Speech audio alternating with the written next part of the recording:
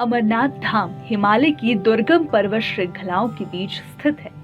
भारतीय संस्कृति की सुप्रसिद्ध तीर्थ यात्राओं में बाबा अमरनाथ की यात्रा का स्थान अत्यंत महत्वपूर्ण है।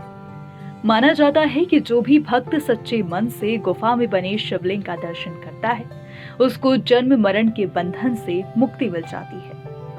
भगवान शिव ने भी इसी गुफा में माता पार्वती को अमृतत्व का रहस्य बताया था, इसलिए इस गुफा को अमरनाथ गुफा कहा जाता है। अमरनाथ गुफा के शिवलिंग को अमरेश्वर कहा जाता है। बर्फ से बने इस शिवलिंग को बाबा बर्फानी भी कहा जाता है।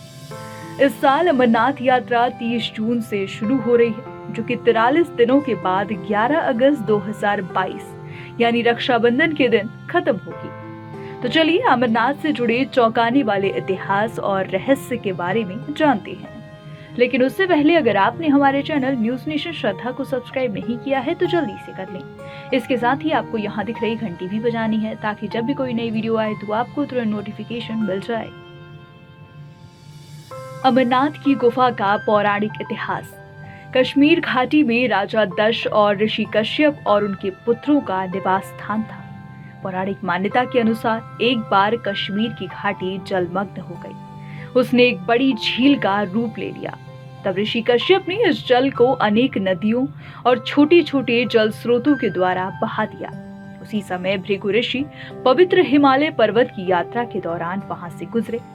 तब जल स्तर कम होने पर हिमालय की पर्वत श्रृंखलाओं में सबसे पहले भृगु ऋषि ने अमरनाथ की पवित्र गुफा और बर्फ के शिवलिंग को देखा।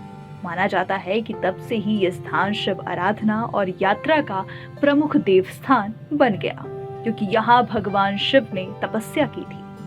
अमरनाथ धाम का रहस्य। अमरनाथ में भगवान शिव के अद्भुत हिमलिंग दर्शन के साथ ही माता सती का शक्तिपीठ होना एक दुर्लभ संयोग है।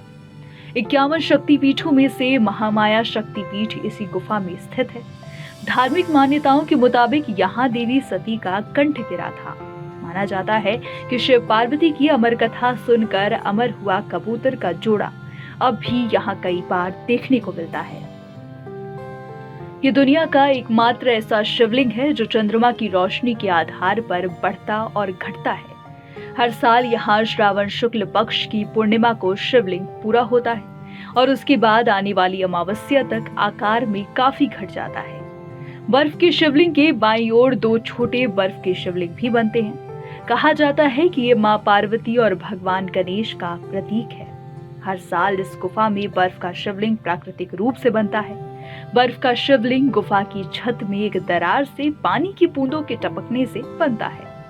बेहद ठंड की वजह से पानी जम जाता है और बर्फ के शिवलिंग का आकार ले लेता है। गुफा की खोज हुई।